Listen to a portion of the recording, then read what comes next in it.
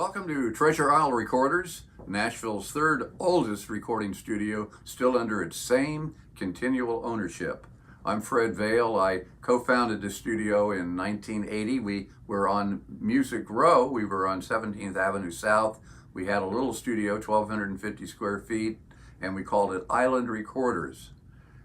We were there roughly a year. We lost our lease, and we had to make a decision. Do we close down the studio, which was just kicking into high gear, or do we relocate? So we came out to Berry Hill, a neighborhood, a subdivision area, about 15 minutes south and southeast of Music Row. Bought a little house here for about 30 grand, designed a studio, opened on September 22nd, 1982. During the course of that time, these past, between Island and Treasure Isle, approximately 40 years, we've recorded approximately 50 to 75 members of the Country Music, Gospel, and Rock and Roll Hall of Fame. Everybody from the Beach Boys and Donovan and John Sebastian and Dolly and Emmylou and Alabama, and of course a lot of people know us for our current hot artist and potentially a future member of the Country Music Hall of Fame, Jason Aldean. Jason has cut all 8 of his albums at Treasure Isle, approximately 37 million in sales, 22 to 25 #1 records, multi-platinum album. In fact, one of his albums, My Kind of Party, is up to over 4 million copies now. That album contained 5 #1 singles.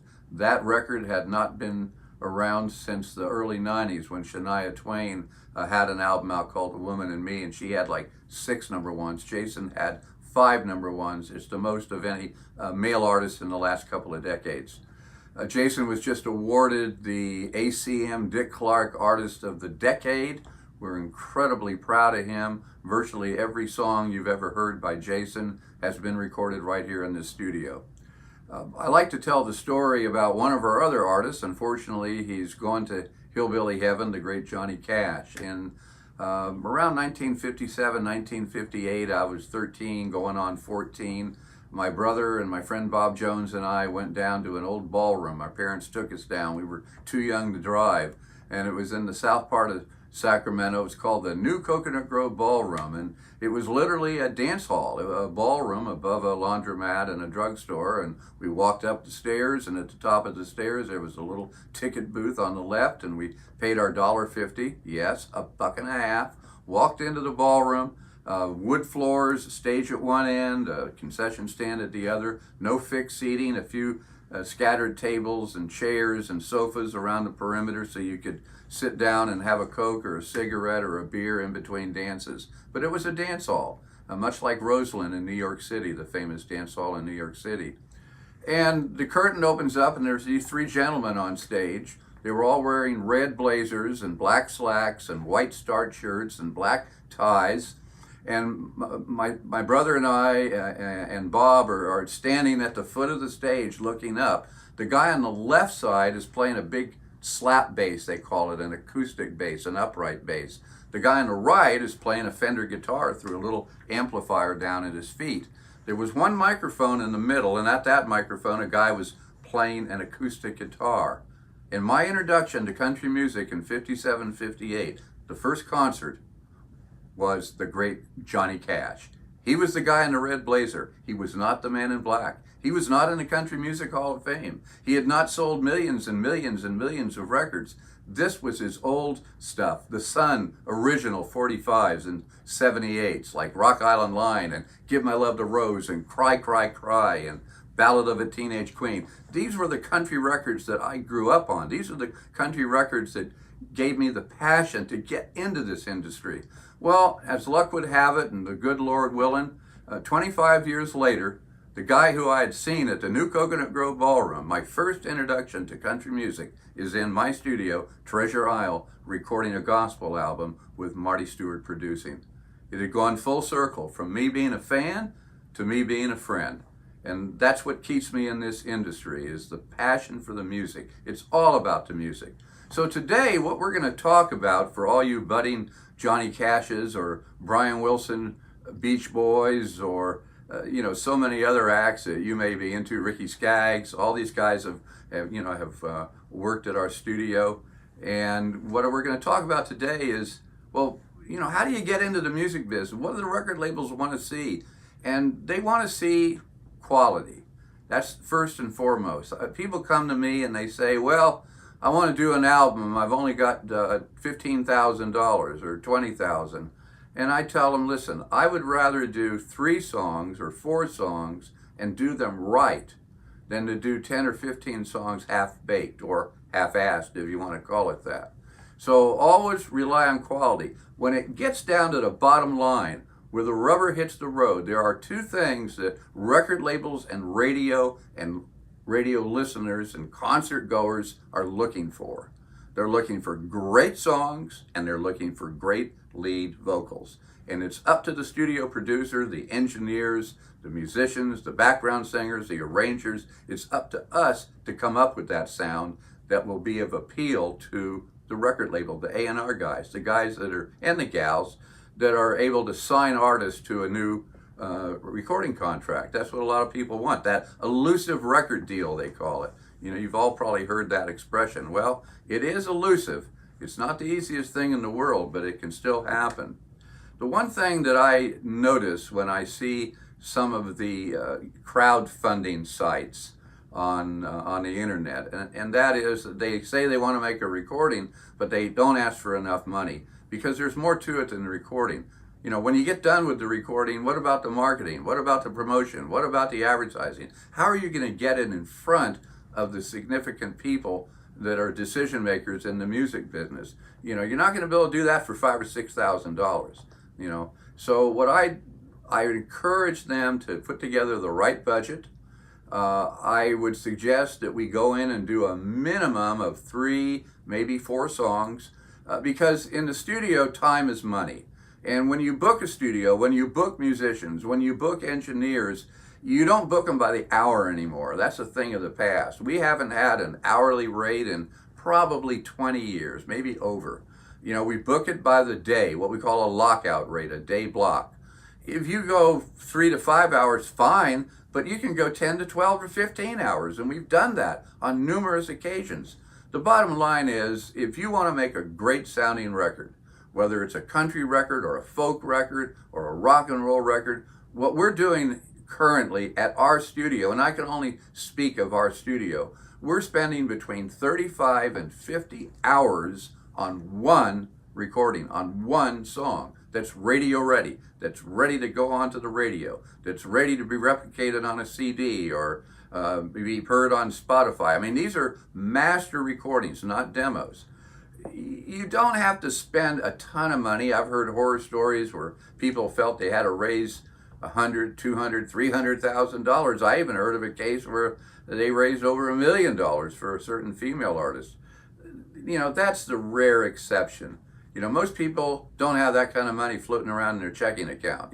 So what we try to do is major label quality for about 1/3 of the actual cost. A good friend of mine is a production consultant, a production assistant. He works with the major labels. He works with the major artists. He works with the major producers. And he told me that the labels in Nashville are typically spending between $8,000 and $17,500 a track. Now that's a song, finished. The tracking, the overdubs, the arrangements, strings, horns, guitars, background vocals, mixing, you name it. They're spending between $8,000 and $17,500 a track. That's a lot of money.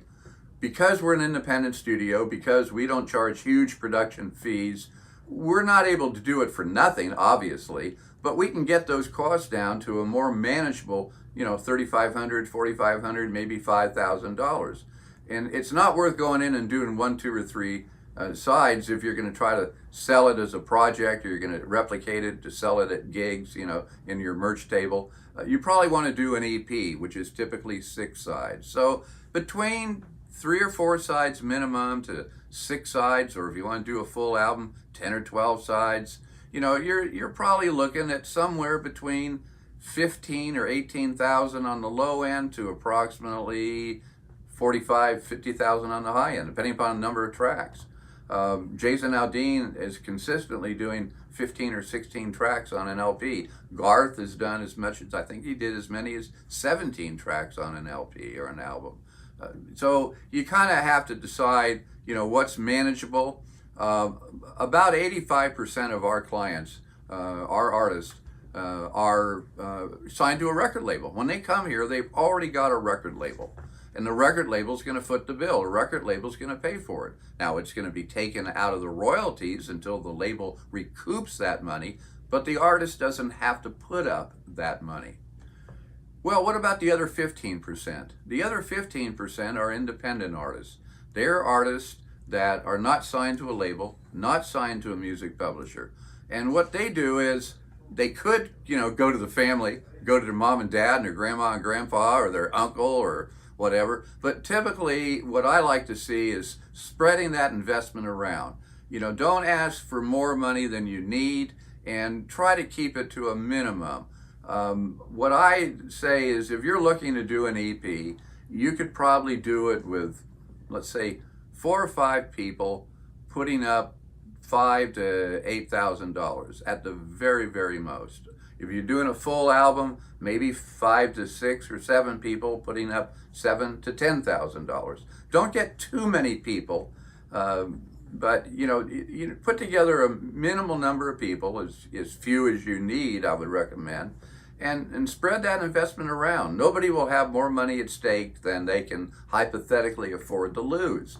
There's no guarantees in the music business, but the quality will help protect your investment. That's important. That's why I recommend that if you do have a limited budget, don't bite off more than you can chew. It's better to do 2, 3, 4 tracks and do them right than it is to do 10 or 12 tracks and do them half-assed. That's just the bottom line. We're going to be spending a lot of time in the studio together, whether it's a band, whether it's a singer-songwriter, whether it's a duo. We're going to be spending a lot of time to make it right. I want you to be able to take this to an A&R guy, or have me take it to an A&R guy, or to a program director or music director at a key country music station, and I want to see them give us a positive response. I want to have the radio station guy say, hey, I'd add that if it was out, or I'd like to have the A&R say, hey, I want to sign you. When can I go see your showcase? When are you appearing, or where are you appearing? That all enters into it. But the main thing is to have some quality recordings.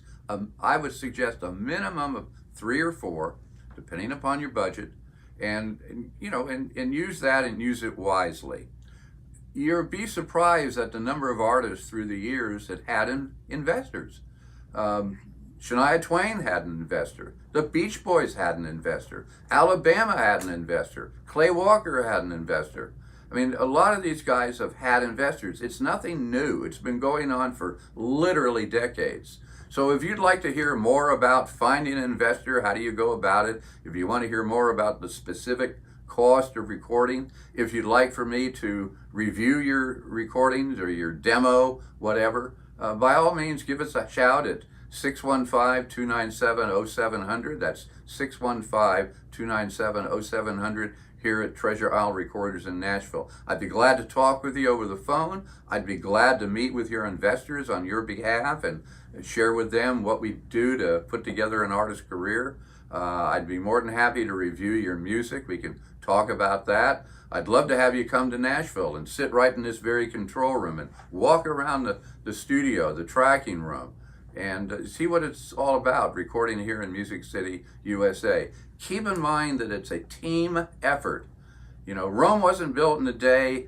One of the famous politicians says it takes a village. Well, it may not take a village, but it takes about 10 or 15 people to put together a great recording. By the time you add in engineers and producer, background singers, musicians, obviously, it takes a little while, and unfortunately, it's all relating to dollars, because it's studio time and engineer time, musician time, background singer time, arranger time, producer time. It costs money.